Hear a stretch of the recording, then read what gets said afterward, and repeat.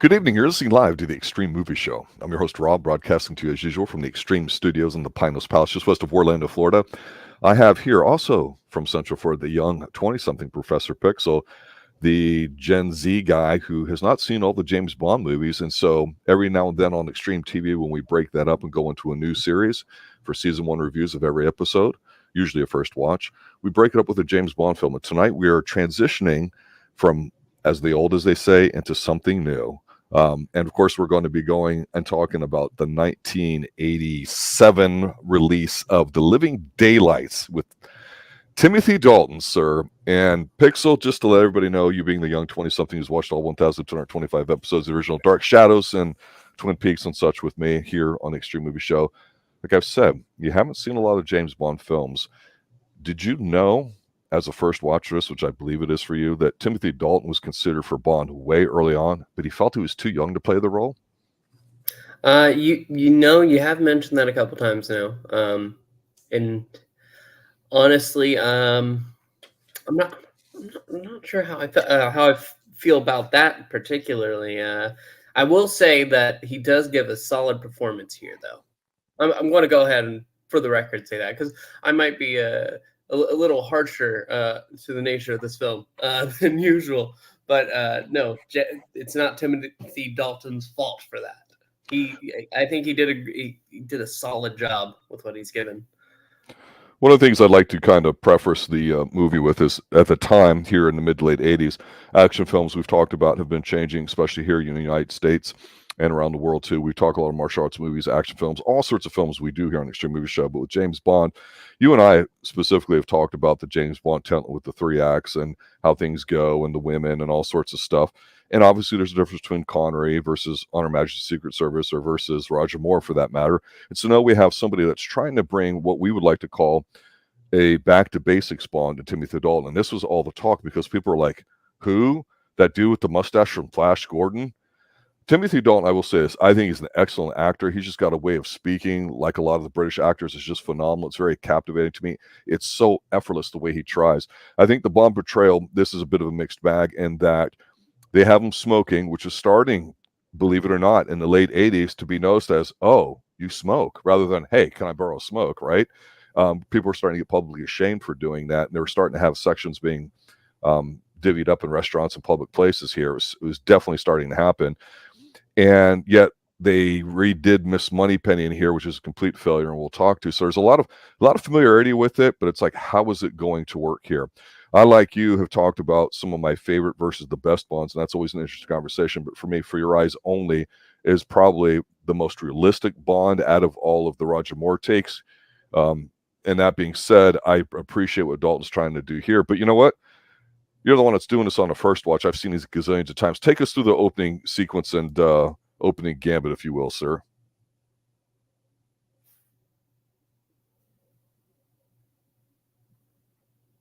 I'm so sorry if you the last bit of your sentence cut off.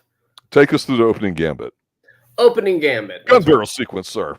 Paintball gone wrong, you mean? Who doesn't love skydiving, playing some paintball? This is a nice opening action sequence, I think. I mean, it's fine. Yeah, no, because you have 3 00 agents. They're in a plane. M is ready. You've been selected for this mission. And then they go ahead and they jump. Parachute down onto this small little island. And that's Gibraltar, sir. My bad. The Rock of Gibraltar. Have you been to Gibraltar, sir? No, I haven't. Have you? It has some historical significance. So, yeah, it's not lost on the European viewer watching this. Well, I am not a European viewer. Let me ask you this point blank. You didn't like this opening one. You said it's tolerable. Why didn't you like it? Let's be honest. Well, I mean, because as we're watching, we see as 002 is immediately shot with a paint gun. And then we see another agent in Bond as they are starting to scale this cliff. And it looks, when I first watched it, it looked like the other agent, other than Bond, was getting a helping hand from someone up above. And he gets shot with a paint gun. And is like, okay, you're dead. And this guy turns around and then shoots him immediately. He's Yep, not lights there on. for the test. It feels almost out of left field, but okay. But as you're watching, and he goes ahead, he cuts the other agent down, falls, he's dead. 007 has to go after him, and we get this chase on this Land Rover, and Bond's holding on. The action's good. The action's fine. But it felt just so... Over the last few ones, the opening gambit, if it has nothing to do with it, it's a nice little startup, but usually it has something to do with the film. At least from what I recall. Mm-hmm. This one felt not connected at all. I might have missed something after he goes ahead and he's watching this concert hall, but no, I must have missed it.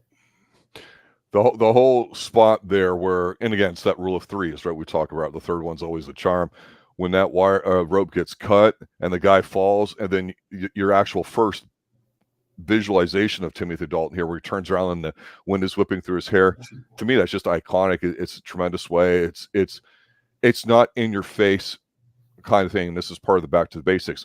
I think the rope climbing sequence in the third act of For Your Eyes Only is actually pretty damn good. And this is up there well with you. Because I think one of the ways I would describe it too is the way action films have been changing is, we're not going full bore on guns. We're not going laser beams. We're not doing all that. We'll find out more in here. It's basically car chase, and there's some good stunt work in here. It's a little bit more practical than some of the over-the-top nonsense we've had here too. But obviously, it's the guns and the stuff exploding and all that. Yeah, okay, whatever. We've seen this 1,000 times before. But the question is can this get screwed up? When you got Timothy Dalton and it's a Bond franchise, don't fuck it up. It's fairly straightforward. It's a nice little stunt where it blows up and he kind of parachutes off or whatever like that. And he lands on a boat with the chick going, "I'm so tired. It's nothing but playboys and tennis coaches here. I wish a real man would show up." And he shows up and he doesn't do the really, like that or Sean Connery thing. He totally ignores her. And it's like he's almost not sad, but it's almost like he's just so damn proper, like a good, well-mannered gentleman where he's like, he takes her phone and it's like, "She'll call you back." And she's like, "Who are you?" And he's like, "Bond, James Bond." Not Bond, James Bond. It's Bond, James Bond, like big fucking deal, right? But it's pure Bond. They're there. The shot is her bringing the champagne, as it were, in front of him. And he's like, he's calling and he's not even looking at her. He's like, "I'll be reporting in an hour." And she's like, "Won't you join me?" And it's like, "Make that too, like in 2 hours." And he's not doing it like Roger Moore, which it's just everything that's going to be Timothy Dalton way he's playing Bond. You see it in his opening act. I think it's done very well. I mean that's a fair way to feel. It just didn't hit right for me when I was watching it. What didn't hit for me though was the opening song. Even though we still have, it sucks, doesn't it? It doesn't suck to me. It's just different, and the Bond franchise is kind of adapted to what was current in pop culture at the time. Like so in the '60s with Thunderball, Tom Jones, phenomenal. I'm used to in your face power kind of coming at you. So this is just height of 80s pop or whatever with Aha, Take on Me. Of course, everybody still hears that in festivals and everything today. It's there. But it's not memorable to me. It's like, oh yeah, it's this one or the Duran Duran one. That's how I think of these 80s ones. They're not memorable to me. The women are and everything too, but who cares? It's not pumping you up for like what's happening now, because to your point, they're going into they're in Bratislava and Czechoslovakia, which I think since then the boundaries have changed with countries coming down because the Soviet Union's no longer around, and we find out that Bond's up there, and I like this because this isn't some evil mastermind, right? Mm-hmm. He's got some doofus dude from the United States, or I forget the dude's name, but this guy was such an asshole. I mean, Saunders. He was such a hate magnet, right? He was. He was a male bitch. He wasn't. Yeah. So bottom line is he's supposed to perform an execution. So he's got his it's in the evening, so he's got his tuxedo on, which he puts the cover on, looks like a priest or whatever, and gets the gun out. I'm like, this is pretty cool. And Saunders does some bullshit about, I can't tell you this section, section 3, codicil 5, whatever like that. And he's just there to do his job, but he's like, something's not right. So instead of shooting this very attractive, young-looking woman. She's playing Stradivarius, of course. He shoots something else. And Saunders is like, I'm going to report you, blah, blah, blah, because they're trying to break a guy out in the middle of acts or whatever. So he's trying to make a cover for it. This is old school 1950s, 1960s spy stuff. I love this opening bit. What do you think? This opening is it's really weighed down for me by Saunders, because the first thing that Bond gets to actually do, what that has to do with the movie, all he's doing is being berated by this little bitch. Yeah, and how is he going to respond? That's what we want to. Connery would have punched him. Roger Moore would have made him feel like a child. How is he going to do it? Because he's in the middle of something. Because the person that they're trying to break out and defect, he's trying to cover him because it's a sniper, and he sees the sniper is the girl playing the cello. So I'm like, interesting. So he's like, stuff my orders. I only kill professionals. And I just thought it was just simple and basic. This is a lot different than the last several movies that we've seen. It's very good. Yeah, but they go ahead and they save what was his name, Georgie Koskov, and Koskov. they go ahead. Bond basically pushes Saunders out of his car. It's like, nope, we're done. I'm going to get him. It's on a need-noted basis. We'll get him out of here. Don't worry about that. And he quotes him back the same stupid little codicil or whatever. I will tell you this, though. There was news about this big pipeline being done at the time in the 80s. So the idea of them sneaking him out through a pipeline from one country to another, I thought was pretty good. It's well shot. It's simple. It's basic. It works. It's not overly memorable, but it doesn't fail. And so I think one of the issues you're going to have whenever you're trying to debut somebody new in a very important role like this is don't fuck it up. Don't try to be perfect, but don't fuck it up. And here it's very simple. It makes sense. I mean, it's not overly goofy with British humor or overly rely on action. It's fairly straightforward. It's not much to it, So you're saying that you it feels like you're forgetting the bit where he has a help from somebody within the facility. Yeah, that's goes whatever. to the distraction, unzips, Food alert, suffocation. I want to know why you didn't put that Bond woman on our thumbnail tonight. I couldn't get a good picture of her. Otherwise, I would have. Yeah. Would have. That's a memorable moment. What kind of woman do you think I am? I gotta say this about Dalton, because the next scene that we see basically is it's hit and miss, because Moneypenny comes in and this woman is gorgeous. Absolutely, it's overdone here. It's not right at all. They don't have chemistry. They would have done better not having Moneypenny in here at all. They're with Q and they're talking about some chick who assassinates you with your thighs, which foreshadows what we would see with Miss on the Top later on and everything too. Q's looking his age, but Q's always got great chemistry no matter which Bond guy that we're seeing in the film, no matter who's playing him. But Dalton, I gotta say this, ever since he was young, even in Flash Gordon and before that, I think he goes back to the 60s, maybe with The Lion in Winter and some other things. He looks fabulous in classic, basic suits. And I've always talked about this with James Bond. You get to a point where when you're wearing a suit, the suit is so you don't look at the suit. It's so it focuses your eye and your gaze on your face. And I will tell you, when I saw this in a theater on a Friday night, I think it might have even been a midnight movie back here in the late 80s, standing room only, packed, when Q's like, oh, what's that? And they're playing some loud music there. And he goes, we've been working on this for the Americans. It's called a ghetto blaster. And the guy's got the big radio that blows up. I'm telling you, people lost their shit. That Bond's always been very good at doing that with the music for the things and all that too. But this whole thing with Moneypenny is just a complete fail. It's not, I'm not saying that the woman's bad. The actress is quite attractive. It's just, it doesn't work. But then we get, right after that, we get this nice little extraction where the guy that they took out, who's being hidden off site, you get a jogger who's, of course, listening to Living Daylights, and you get a milk collector, and you get some milk bombs going on here. I kind of like them kind of stealing this guy off this farm. What did you think of all this? So, in regards to Moneypenny, I mean, I agree. There's no chemistry at all. She was there, but I did like how Bond tried to get her more involved, because he had little tasks that he basically assigned her that, okay, don't tell anybody about this, but look into this for me. And she would go ahead and she called up like twice, I think, and had the information on hand. Right.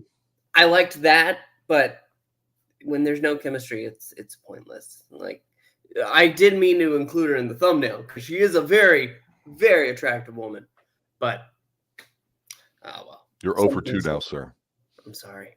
But on the the jogging assassin, which goes ahead and he the milk jogging assassin. That he sounds uses, so weird to me. he uses his headset as basically piano wire to choke him out. The poor mailman was just delivering, his shipment. But he takes over.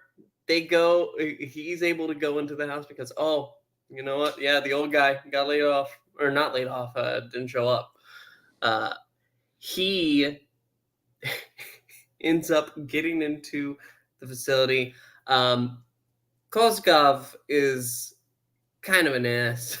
Like, it's even at this point, he's later more of an ass, but right here, he's just annoying.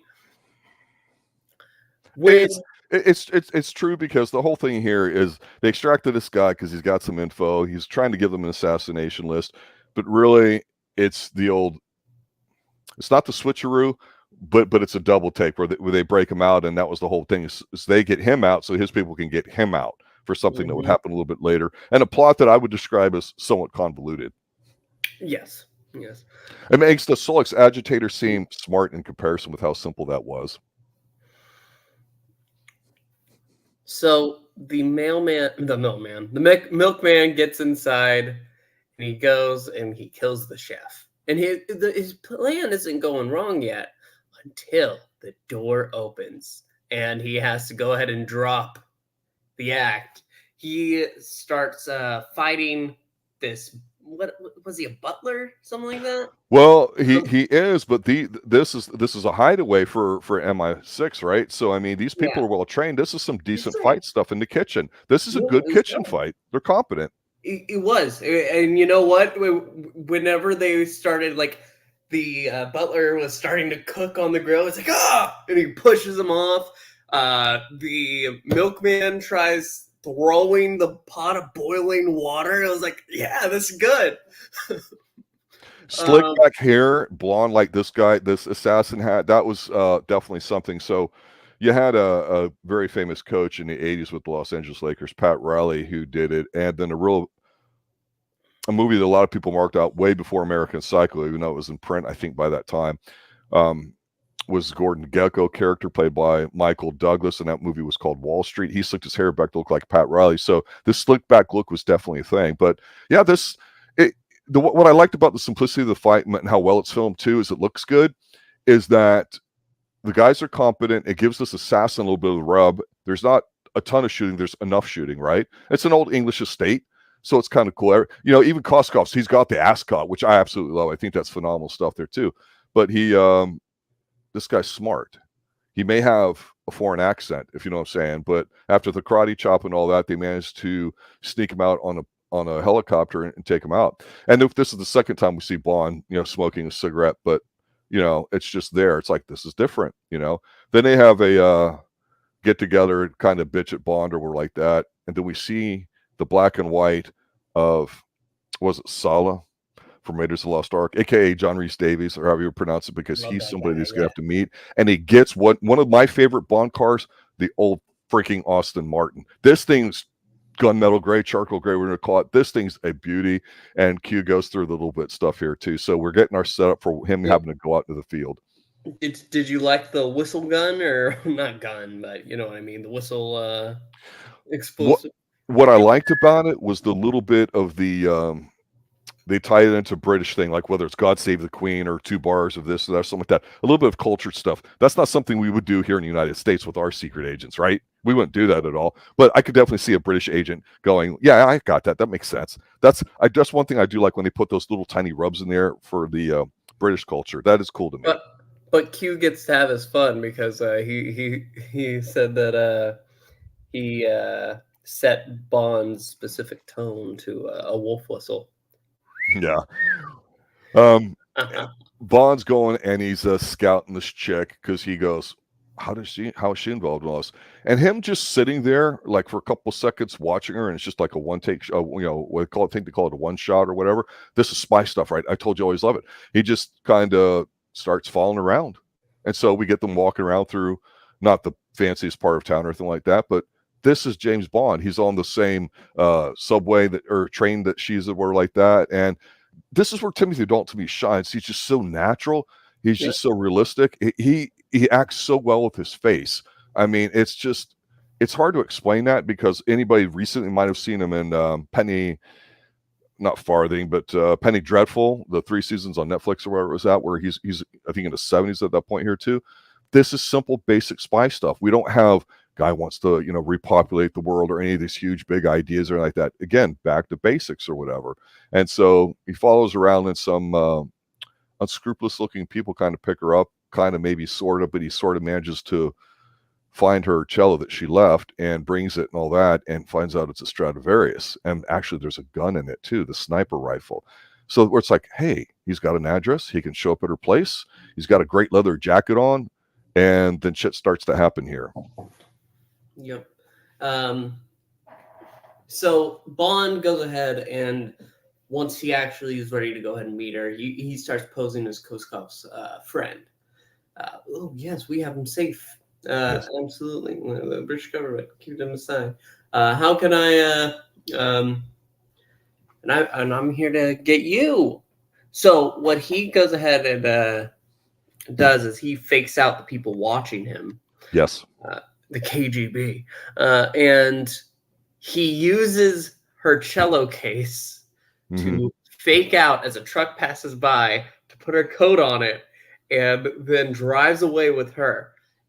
It would have worked. It would have worked if they didn't have to take a detour because they forgot her actual cello. That was funny to me, though. I like that. How he's saying, well, absolutely not. And then they're sitting there waiting. That's exactly how a man and woman would do it, because it's foretelling a possible romantic thing. Because let's be honest, he's a rugged, handsome-looking guy. Not completely rugged, but I describe him as more handsome and Pierce Brosnan more pretty, although they're both very good-looking gentlemen, I think. What did you think of her, obviously, being naive and obviously involved in something she knows nothing about? And he knows that, and we see that on his face, but he's not really able to communicate to her, and he kind of unintentionally becomes her protector. What did you think of this angle? I mean, I liked it. She's a very attractive young woman, and Bond immediately he took a shining to her. I mean, he saved her life. He cared. I only shoot professionals. Stuff my orders. It's so good. It's so good. That part is good. That part is good. Sadly, we have, after him cutting a car in half with a laser. Not a fan of this. And then sliding down the hill on the cello. I was a fan of that. No, yeah, the missiles in the car and all that stuff. I'm not a fan of any of this. Did you like the little line that he had? Aren't you glad I insisted we take the cello? Yeah. Now that you mentioned it, I never put that together because he was wrong. She was right. He's basically saying, "No, that's my." I'm on. But just the car is such a damn good looking car. I just didn't want it all gadgeted up. I know that's what we have. Where his car, the tire gets blown out, and they're like on a lake, and he does the circle around it, so it cuts like the big sliver of ice. This is just stupid Bond stuff. I mean, it's that part didn't bother me as much as the laser. The laser was the problem when it cuts the vehicle down. The freaking laser beam. To go ahead and get the police off of their vehicle, off of their path, but it doesn't matter because the KGB is still hot on their trail. But they appear to make it out. They duck. They lean back on the cello case and they slide underneath. I like that. That's a nice, cute little thing because they're in Austria now. They've crossed the border. This is cool. No claims except this cello. As they're sliding away. That bit was okay. I won't lie. Um, Now, I'll say this. mhm. Good first act so far, solid. Like I said, big thing is to not screw anything up. A lot of 80s films, backing up here, stuff we talked about how action films have changed with the stars. They relied more on guns and stuff. A lot of the body politic from the United States version of with communists and the Red Scare and all this kind of nonsense started definitely making their way in, because communists are always a very simple, disposable villain that you could put in movies. I am one of the things I'm not a fan of this movie, even though I love John Rhys-Davies in here, and of course Koskov coming out, and then of course we get an introduction of a character here. So you usually, and not always, but usually most of the time you introduce all your characters in the first act. Not always. But here you kind of do. You see a bunch of famous military type generals and leaders in this thing, and it reminds you of Scaramanga going to see High Fat or whatever like that with the sumo wrestlers and all that. You see a military guy there. And Joe Don Baker's this actor. I have zero issues with Joe Don Baker. I actually kind of like him. He's been in a lot of interesting movies. There's just something about this whole angle of arms dealing and this and that to supply different people. I'd rather have the Solix agitator. I'd rather be chasing in the Amazon forest orcas or whatever like that, because the right drug will kill everybody, believe everything else that's organic alive. I'd rather deal with that. This I just didn't care about. I like history. No. I don't mind war stuff. This just isn't working for me at all. I don't know how you feel. He's kind of just thrown in there. It feels entirely unnatural. Give me more John Rhys-Davies talking with that accent. Because I mean, him in that scene, he's great because he basically tells this phony general that well, here's the thing, I'm not approving Koskov's work with you, so we're going to cut your funding now. I don't know if need my money back. I don't know if the other part of this is like, because everything we've enjoyed has been good that I didn't. But this girl's kind of innocence in her face, naivete. It could be very like, oh, come on, bitch. You got to know better. You very easily, it can be a tough angle to follow. And I don't know if there's some Honor Majesty Secret Service vibe going on here, but they're in I think they're in Vienna now. She's of course talking about going to Carnegie Hall and all that, and they're taking a little horse carriage ride. And it looks like it's the fall, maybe. I don't think he's not trying to seduce her, but he's definitely trying to string her along in a little bit here too. I've been to Vienna. Vienna's absolutely stunning. It's quite gorgeous. Vienna waits for you. Beanies, waltz, all that, but they can be a little stubborn, I've noticed. But just seeing those two kind of go around and seeing some European city, like we talk about, world traveling a little bit, is great bond. Again, not a lot of guns, explosions. It's furthering the plot along where we get to see a little bit of the background. This is what James Bond does well and introduces us to it if we haven't traveled the world and all that too. It's nice. He's basically like, oh yeah, we're going to meet him, but we got to go here first. So what does Bond do? Like every friggin' awesome Bond movie, he goes to a hotel where he's going to get like the best suite in the house. You know what I'm saying? I mean, come on. I always said I liked, even since Dr. No back in the 62 or whatever it was, the first one, always like seeing Bond checking into hotels, because hotels are just something else, and Bond doesn't stay at the Holiday Inn Express. You know what I'm saying? I mean, you've been into a 5-star hotel and you get the treatment. You don't want to go anywhere back or whatever.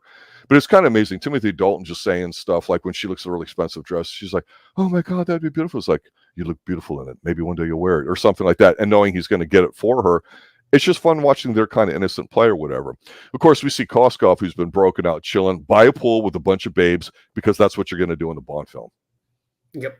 Yeah. And because his funding is basically being cut, we have Whitaker, General Whitaker, going ahead and kind of tearing him a new one. Yep. Wanting John Rhys-Davies dead because he's getting in their way. And we have to unfortunately mention that Saunders returns. Yeah. Saunders. Fuck Saunders. I know. But he tries to go ahead and redeem himself by getting Bond some information. They meet in a cafe, and he isn't as much of a piece of shit. But immediately after, they go ahead and have the Milkman Killer. He's now the Milkman Killer. He makes That's the name of my next novel, The Milkman Killer. In the sliding glass door, and right as Saunders is going ahead after giving Bond the information and ready to leave, he's in the doorway, boom, and it slides. It doesn't actually show anything, of course, but he's dead. He's dead, Jim. And Bond he gets so upset, like, how dare you kill Saunders of all people? It's like, this guy did not do enough to warrant you liking him now. But okay. So Bond's taking her to her show. She's like, maybe I'll play here one day. And he's like, yeah, you can. You know, he's whatever. But he's meeting Saunders because he's like, hey, Saunders, bro, you got to hook me up with this chick. You know, got to get her out tonight. Papers. It's our only way of getting Koskov back and blah, blah, blah, and all that. So it's furthering the plot along, which we don't give a shit at the point. Let's just be honest or whatever. Even though I have no problem with Jodan Baker, there's just something there it's not worrying. Even though we get blue bikini, slick back hair, Milkman Killer swimming in the pool with them too. He's a decent thug. I have no problems with him. Good looking guy, smooth. But Saunders kind of like, you know, it's kind of like gotten over his Bond jealousy a little bit like that. He's like, very well, Bond, I've got nothing but to lose but my pension. And he's kind of like smiling for him. You can tell he hasn't gotten laid in a long time. But oh my gosh, is Bond kind of like, you know, falling a little bit because, you know, they're doing, you know, teenager stuff like writing the crash, the shooting gallery, of course, where he wins and all the stuff. And it's innocent and it's dumbed down. It's not him basically making some sexual innuendo, which he hasn't done any of that here. They go into the scary room and all that. They go on the Ferris wheel. I like this whole thing about being an amusement park. I love it. But it's funny because the guy's walking around with the balloons and all hell breaks loose. And you know he's up to no good.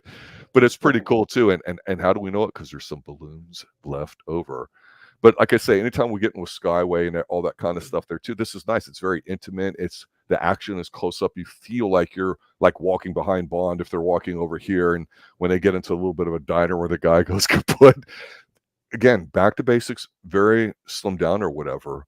Bond is, how do I say it with Timothy Dalton? He's born for the role to me. Yeah. He's wondering why the Ferris wheel stopped when their cabin got to the very top of the wheel, where you can see Vienna and the night lights there too. And of course, he takes her face in his hands and all that. And they're having a little romantic thing because he doesn't necessarily kiss right then and there. But then he does. And you're like, okay, he's approaching the seduction part that we've associated with James Bond in a different way. He's not bending her over and ramming her from backwards like Sean Connery would do. He's not lifting her skirt up and going, really, like Roger Moore would do. It's just kind of hinted at. They're not, they don't even have sex up there, in my opinion. They just don't. But, I mean, but they could. Whenever they arrive back down there, they're still kissing. They're a little mussed up, but it's nothing like, no. Her hair's not messed up, too. I mean, he didn't even get a Hummer. It's first base, nothing more. Maybe a comp to feel. But, yeah, when he sees the balloons and all that, too, it's game time. And at this point, what have we really seen out of Timothy Dalton? We've seen a lot of great visual acting from his face and everything, too. I like a little look. Confront a child. Well, yeah, because so here's the thing. Saunders is getting information on Stradivarius. He's trying to track it down because this chick doesn't have the money. He's trying to work this angle. So how are all these things related? It's interesting, maybe, because it's a Stradivarius, kind of like the Fabergé egg, the culture thing. I think is kind of cool. It's not very exciting. It's not very sexy. It doesn't have to be. It's just sort of there, but you know, they're talking about Tangiers and all that. But like the thing that Timothy Dalton does so well is like when he's sitting down with Saunders in the cafe here in the evening and they're going all this information and he's having like a little espresso or like that. Saunders is talking. And I always said that whenever people are eating, drink, doing something physical in a movie, it's a nice little scene because what happens is like, you know, he's taking a sip of his little tiny little cafe mocha or whatever it is. And he doesn't have the pinky thing up or like that's not tea, but he just gives a look like this is shit or whatever like that before he's looking at Saunders. And there's just little things about Timothy Dalton and his mannerisms that gets in there because he's seeing what's going on. And then when he sees the blue balloon after the door closes and kills Saunders, man, he just pops it and he gets a rage on his face. This guy, I'm telling you, this guy is born to be Bond. Doesn't matter if he assaults a kid and they play the living dead, that's why he's walking around. Not a lot of violence in this movie. but there's an intensity to it. Like I've said before, I hate saying less is more. I know what people say about it because more is more. But here's the thing. We haven't had a lot of violence. We haven't had a lot of graphic sex. We haven't had a lot of whatever. He's smoking a little bit. All you need is this if you have a really good actor to have a very compelling James Bond movie. Because even though we're not crazy about Whitaker and Tangiers and all this other kind of stuff that we don't care about plot-wise, the plot is never what the Bond movie is about. It's about all the stuff here too. And she kind of says something about, how she's getting her help or whatever. And he's kind of like, well, I'm having you leave tonight or whatever. So we're in the middle of the second act here. And then end up in Tangiers, which is frankly kind of cool. There's definitely a French influence there. Bond's doing a little bit of traveling in the car and checking things out too. But when he goes to see John Rhys-Davies in the hotel, I like how Timothy Dalton comes across in here. This scene is really solid. Go ahead. John Rhys-Davies, such a good actor. He's a fantastic actor, but he comes into the room expecting to see his wife, I guess, girlfriend. Doesn't matter. It's a squeeze. It's a side piece. Yeah. Goes to see her, and she's there. She's a lovely woman. But John Rhys-Davies notices her face. Like, what's wrong? Door closes. Bond. And he is pretty much just pressing Pushkin for information. He's just he goes ahead and he's keeping him down by the bed, and he's like, no, don't do anything. And he's trying to not reveal anything, and he presses his watch to go ahead and get his armed guard to come inside. Bond Super secret spy stuff. You shouldn't have done that. That was damn stupid. Stupid. But yeah, no, Bond takes care of him, and Pushkin goes ahead and reveals that Koskov is guilty of embezzling Soviet funds. And he's gone rogue. So he's gone rogue, yeah. And Bond realizes, okay, so we were definitely screwed over by Koskov. Mm-hmm. And so was the KGB. So how do you fix it? You make a win out of it for both sides. This is Bond using his brain rather than blowing shit up. Him holding the gun here and just talking, even though it's not a lot, and just saying words. Like I've said before, there's something about his delivery, his physical cadence with the words. It's hypnotic to me, where he's like, Pushkin, Whitaker. I mean, it's just so damn... He just reaches into your soul and says, I am saying what I'm saying here, and you're going to hear me. It's not like a mumbler like Daniel Craig, who mumbles through everything. Even though he's British as well. He's just not convincing at all when he talks. But I'm totally buying everything he's saying.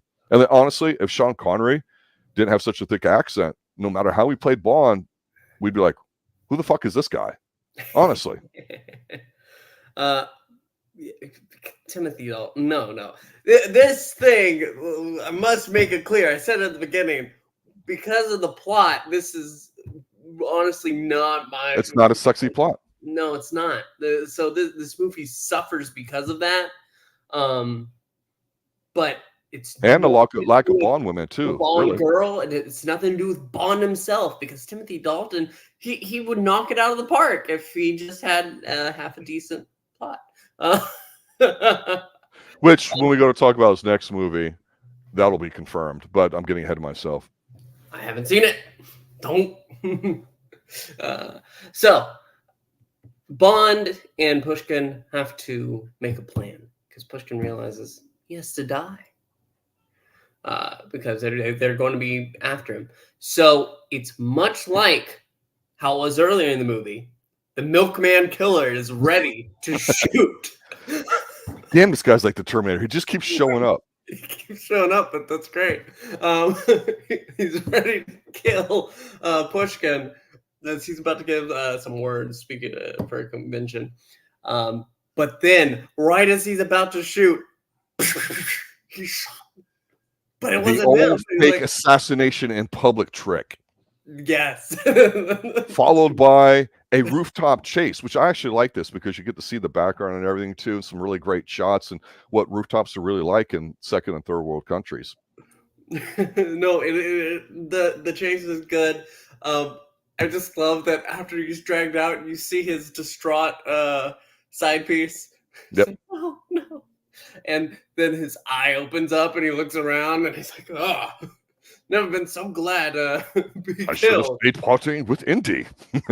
I keep expecting him to go, Indiana, you know. Yeah. Yes, yes. I've never been so glad to say that Bond is a great shot. um, but it doesn't matter because Bond ultimately ends up getting back to his Bond girl for this movie. I can't remember her name. I'm sorry. And Well, on the because foot right before that, the foot chase though, after the running around, all that, him evading police in the bazaar and all that. This is what it's like when you go to some of these places, and it's the one time he makes a mistake because these two chicks show up and he's trying to avoid the cops. They're like, "Hey, you want to party?" It's like, "Yeah," and it turns out they're not just party chicks because he wasn't looking to party; he was looking to get the hell out of there. You know what I'm saying? And he's a good-looking dude. I mean, you know, so pulling something like that where a dude's got some money or whatever. Because he's saying, "Hey, I'm going to pay you. Thanks for the lift, but I need to get off." Whatever. She pulls the gun out to him, and you know he doesn't get too pissy about it. He's like, "Yeah, fuck, I've been had." Because there's a lot of that kind of swindling shit going on here too. But yeah, it's but who I is don't it? know. Who could it be?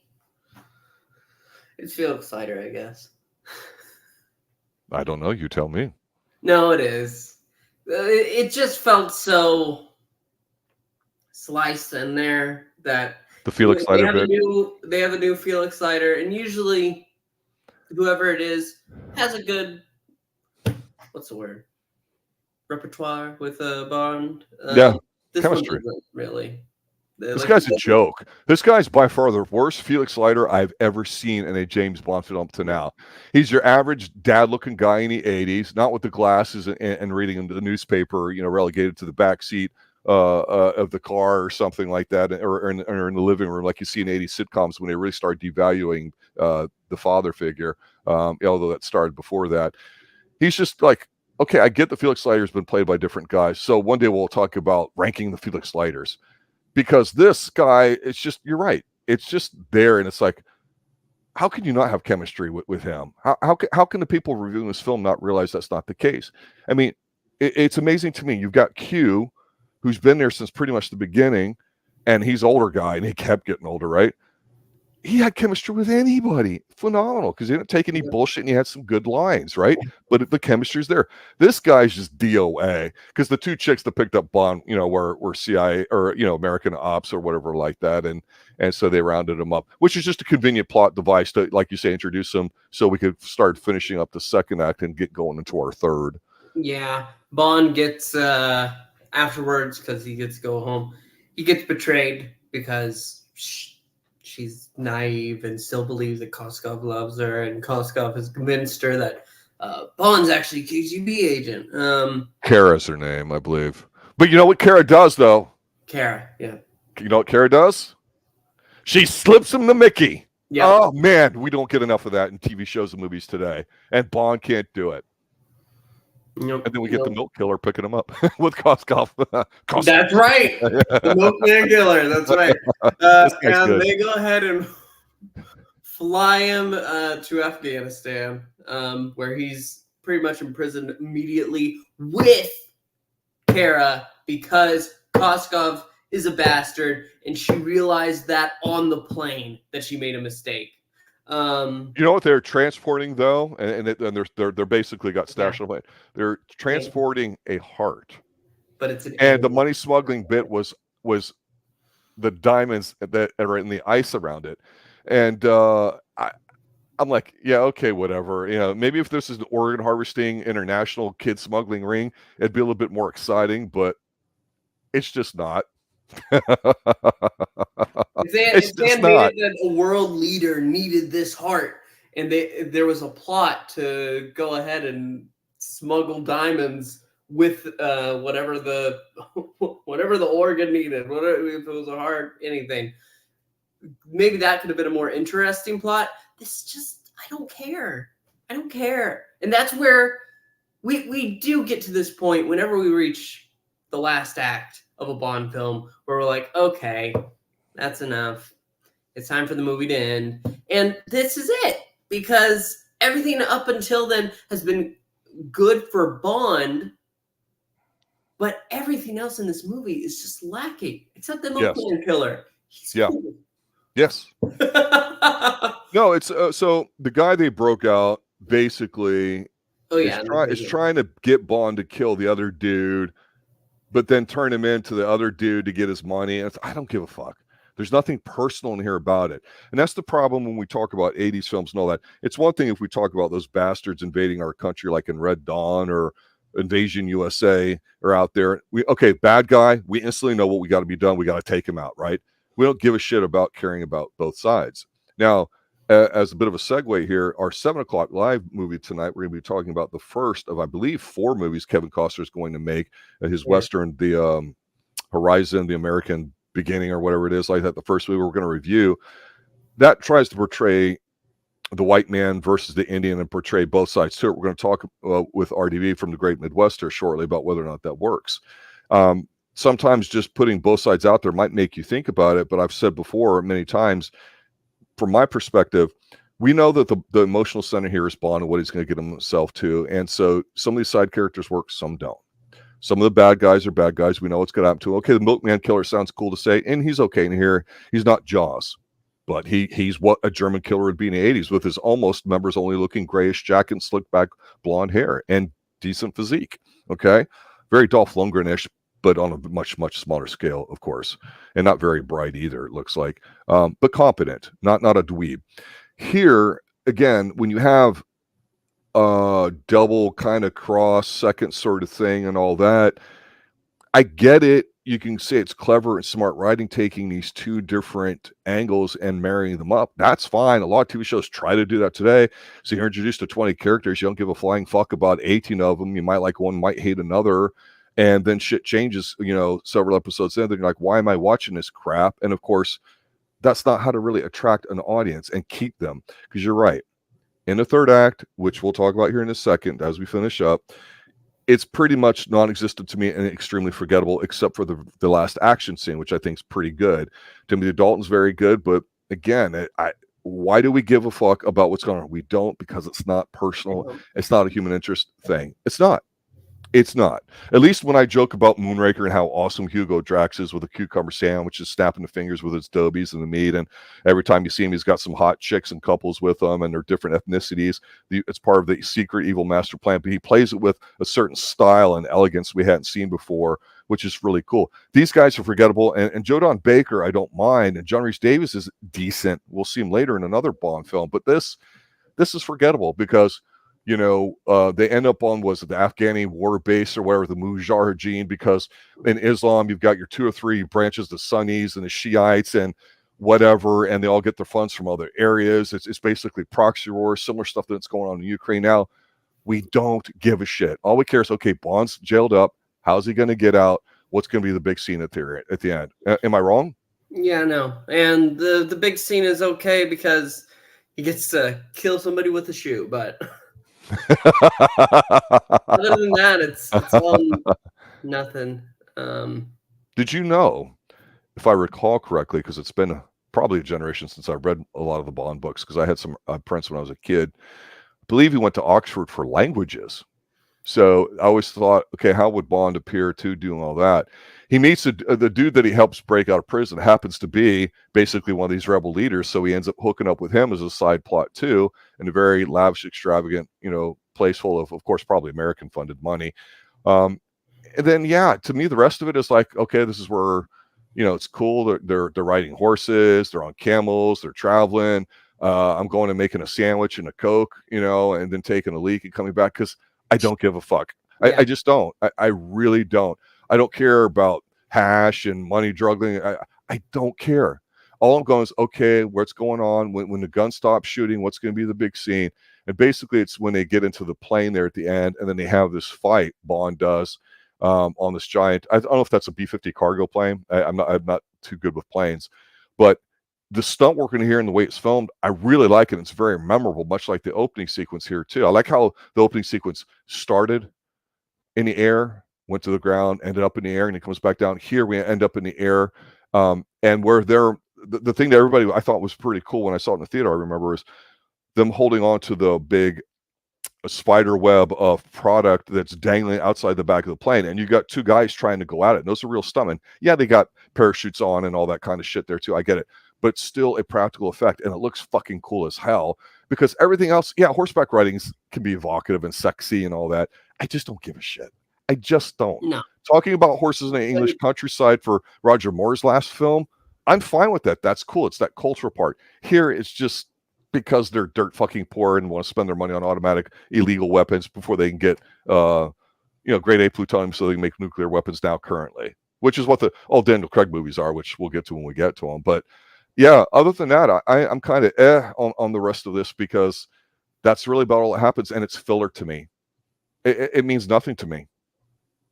Yeah, it's really just sad, and that's really why I'm actually glad that we did talk about it, because I was feeling so down at the start of it, because I thought I was just going to have nothing but negative things to say, because this plot is so pathetic.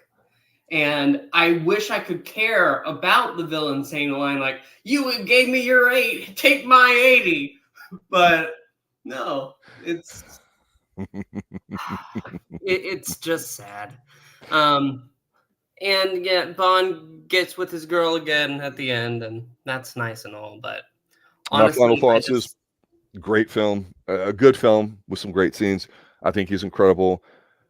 I think a lot of people came over going, okay, it was solid. Looking forward to seeing him again, because people thought at the time, of course, it being correct in hindsight, that he'd be around for 4 or 5 films. And the one thing I did fail to mention at the beginning here, as I hand it over to you for your final thoughts, is this. Barbara Broccoli, who's now in charge of it, had started working on these films as a young woman.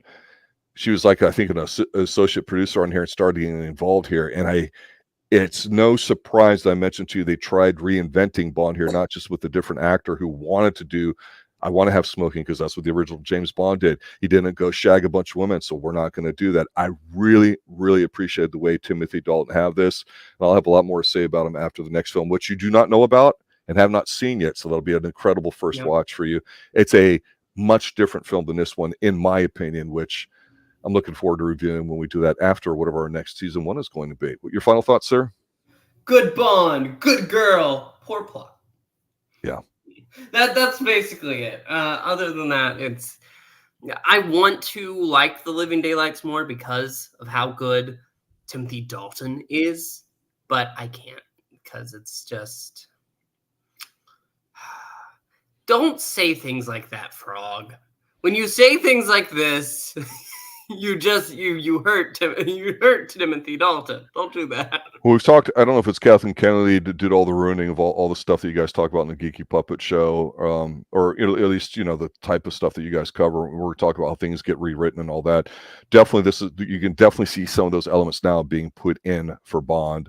I'll say more after the next film, because obviously there's only one more before we get into the Pierce Brosnan ones. And boy, we've got some films in there to discuss before we even get to the Craigs, which, we'll get to all of them eventually. But yeah, people were pleased at this. It did well. Typical Bond thing. They played it safe. Timothy Dalton does shine, though. Everything else is fairly forgettable to me. Yep. But yeah, no, I think that's it for us tonight. I'm glad that we discussed this, though. Like I said, when I told you right before we went live that I was probably going to be negative Nancy, but no, there is a lot to enjoy in this film if you just don't think about the story. 2 words: smooth milkman assassin. All right, ladies and gentlemen, there you have it. The Living Daylights, it's over, thank God. License to Kill would be the next one, and boy, what a movie that'll be to talk about when we get there. Oh my goodness. All I'll suggest is this, Pixel. I will know ahead of time when we have it. I will promote that heavily. Do not read or review anything about it. Watch it cold, because that's, the best way to watch this next one. That's all I'm going to say. It's so hard not to. Very, very discussion worthy. This one's just sort of there, and kind of like the Aha song. It's just sort of there. It's filler Bond.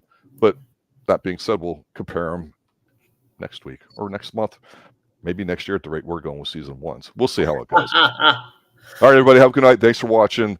Thanks for listening. Thanks for retweeting and letting people know we exist. We really appreciate it. We're getting ready to go over onto the stream live here next, where RDV for the Great Midwest and I are going to be covering the Kevin Costner film. Interesting Western with some themes in there. I'm looking forward to discussing that with him. I'll see you guys over there. Good night now. Good night.